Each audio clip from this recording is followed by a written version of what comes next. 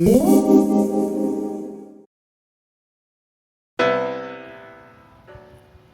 right, well, we'll try this. Hopefully it won't be too windy, but I'm going to take a walk with Felicia and my puppers, and I'm going to get out of breath while I walk, so you'll just have to bear with me. But I wanted to give you an update on what's going on with my dilated cardiomyopathy, and I figured this is a good way to do it because I've gotten pretty busy.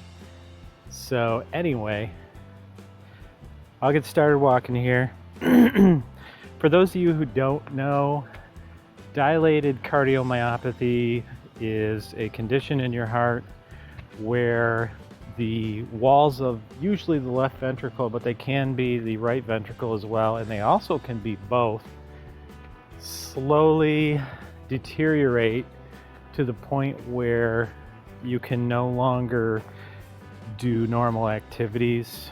In particular, the version I have actually is caused as it's a birth defect. So it's something that happens early on, even before birth.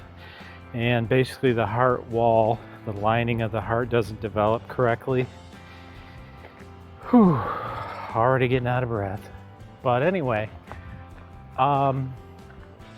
so I have that condition, and over the years it's gotten worse and worse. And I'm to the point now, there are 4 stages of DCM, dilated cardiomyopathy, and I am on end stage or stage 4. So that's pretty much it. The only thing that we can do is get me a new heart. So that's the story. Now, many of you have been sticking around, and here we go with an airplane.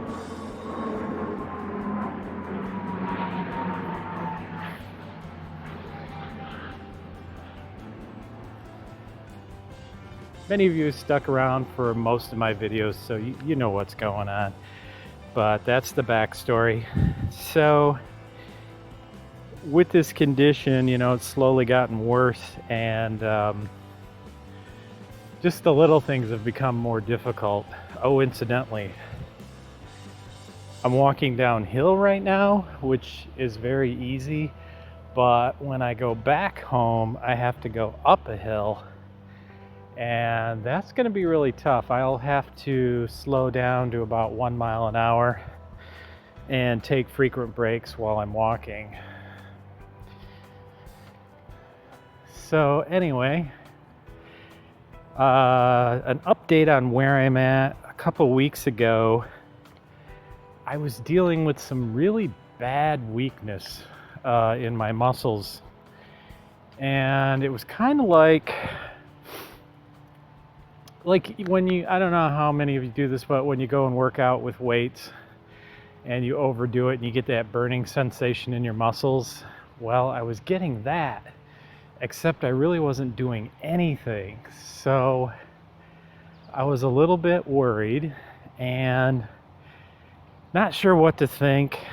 And then it kind of came, like I tried to walk on the treadmill, so I tried to do daily activities, and I wasn't able to walk on the treadmill at all. I got on the treadmill and my muscles got that soreness feeling, and my arms kind of tingled like they were numb, and my lips were tingling, which I thought was really weird.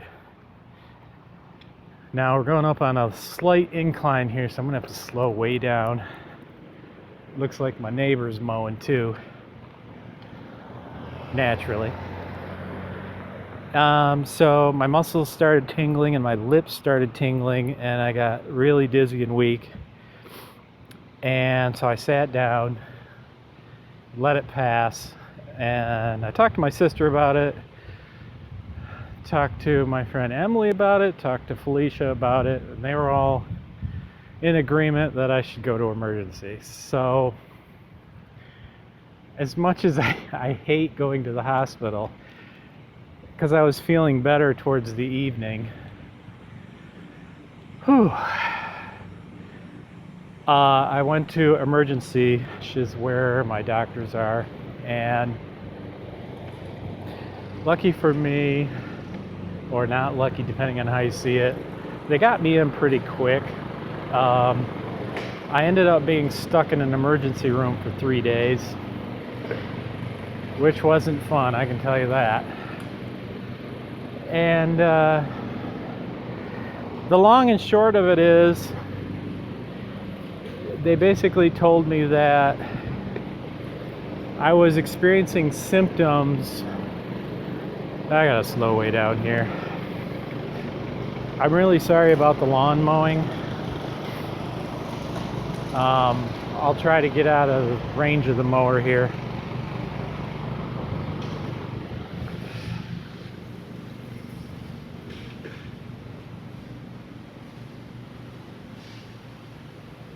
Okay, a little bit better.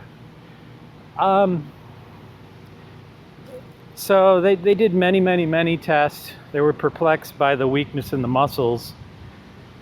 And finally, I had a cardiologist come in, one I hadn't seen before. And now we got somebody running their generator. It's only about 72 degrees out. So anyway, man, that's loud. We just hope the audio comes out. I may have to dub over this. So anyway, where was I? Oh yeah, they ran a whole bunch of tests. I finally got to see a cardiologist, and she said the symptoms you're describing are basically caused by heart failure and presumably lack of blood flow to the muscles, and unfortunately that's just the way it is. They also told me I should exercise more, which was confusing me, and they suggested I go see my primary care physician because I probably have some of it is anxiety related. So I gotta slow way down here. I didn't know what to think of all that. So I thought, well, when I get out of emergency, I'm gonna go ahead and kick it up a notch, and as far as exercise goes, and see what happens. And so I did that for 3 or 4 days, and initially I did feel better, but then I overdid it weightlifting, and I was extremely tired. So unfortunately I had to scale back. I went and saw my general practitioner, and his whole thought of it was try not to do too much and take rest days if necessary, which I've been doing, and that's definitely helped. So that was my adventure in the hospital recently. Now, overall, the problem I'm experiencing is that I'm noticing since April, like in April, I could walk at about 2.5 miles an hour. Going on another hill here. So I could go about 2.5 miles an hour, and when I left the hospital in April, I even had a 30-pound backpack on, and I was able to really cook. And I cannot do anything like that now. So my primary cardiologist, Dr. Shore, who specializes in heart failure, has basically said that it's, you know, I'll continue to get worse, and eventually one of two things is going to happen. The symptoms will be too great, or possibly I just will find that something bad will happen, like I'll start getting shocked. And once that starts happening, I'm going in and getting the LVADs. So The symptoms definitely are on the increase. It's somewhat ironic because as I exercise, I feel better, but I can't overdo it. And if I do, I pay. I have incredible fatigue, like I've taken sleeping medicine. So I get about 30 minutes of exercise in, try to do it every day.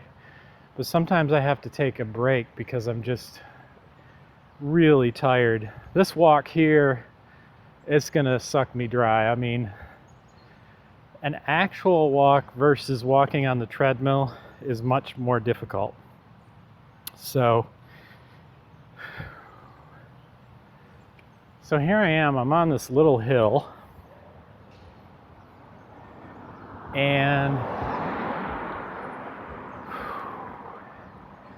I just can't keep up. Honestly, though, I'm surprised I can even walk. I mean, 30 minutes. The problem is I really need a lot of breaks and take it slow. So to get up to that red recycling basket up there, probably going to take me at least a minute. Everybody else would be cooking.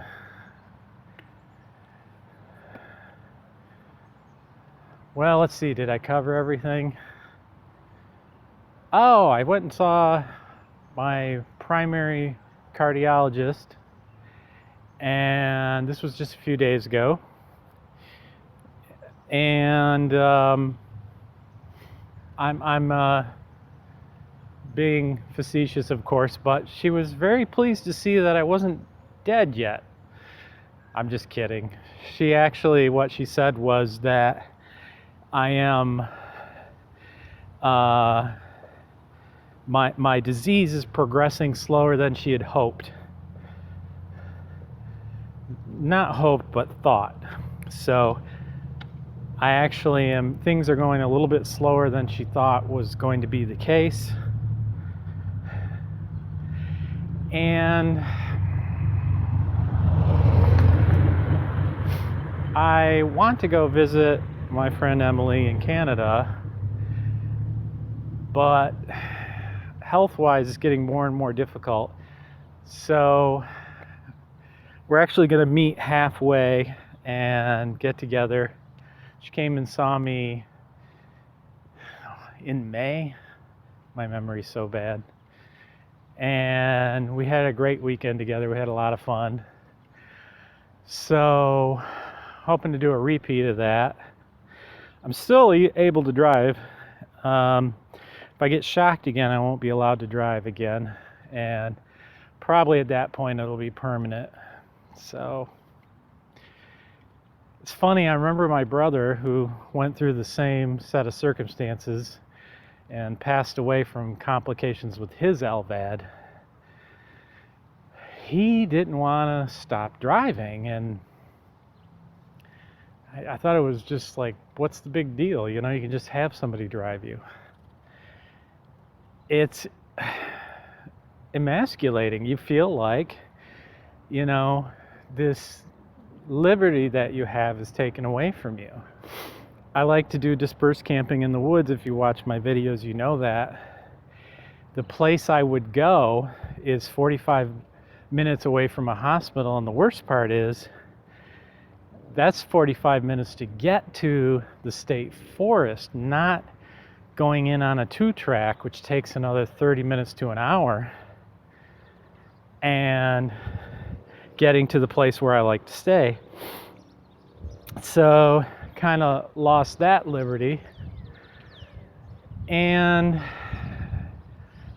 you know, even if I went, I mean, even if somebody helped me, I'm just so tired, I don't think I could do it.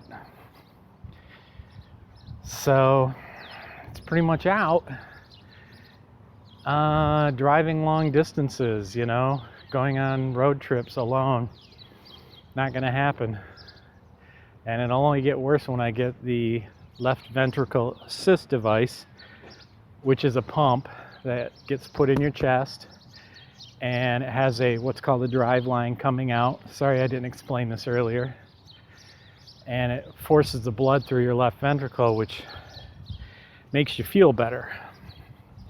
Well, getting back to my doctor, she said now is not the time to do the LVAD, the pump. There's significant risks and significant complications with it, so she wants to wait until it's necessary. She said if I was crashing and burning, she would have me admitted immediately and prepare for the LVAD pump now, but she says I'm not quite there yet. Unfortunately, there's no way to go but down. However, I do want to point out that regular exercise is critical to delaying your heart failure when you have dilated cardiomyopathy. It's very important, as well as eating as well as you can and maintaining a healthy body weight. I know all that stuff sounds typical. It's like, yeah, we all know that. But with dilated cardiomyopathy, it's even more important. I probably got like 5 or 10% of what I used to have. Whew. Slightly uphill. I went to the mall the other day, and it's a mall I visited since I was a kid. And I remember when I was a teenager running through the hallways to get to my car, and how I could never do that right now. It'd be impossible. Well, anyway, that's my update. Things could be worse, and they could be better. I think I'm really close symptomatically to when I need to go in and unfortunately get the LVAD. Whatever the case, I'll keep you updated. The good news is I've got a lot of support, so it could be way worse. Oh, man. I don't even know if I'm in the camera frame. If I'm not, I apologize, but it's really sucking a lot of energy out of me holding this tiny little GoPro up. I have a much better camera, but I just can't carry it while I'm out walking. But I keep trying anyway. It's like I was saying about the exercise, you know, tomorrow I'll feel better just for the fact that I went out and exercised. So, looks like dog poop. Wonder what dog did that. Well, anyway, one of the people that's been helping me a lot is my friend Emily. At this point, we're dating. It's kind of complicated, but we get along really well, despite the fact that her political stance is very left of me, progressive, so it kind of gives us some interesting conversations. However, I think she's more centrist than she knows, so we get along just fine. And politics has become very unimportant to me as of late because, I mean, I'm not going to waste my time on politics when I honestly do not know how long I'm going to be on the surface of the planet. So far so good. I mean, I need more help than I used to, and it's just going to get worse and worse. I'm getting a handicap placard, which for me is like, I was so frustrated by having to do that.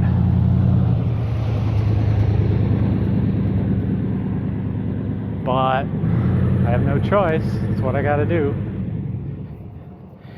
And I called the hostel in Canada and I asked if I could get a room on the first floor.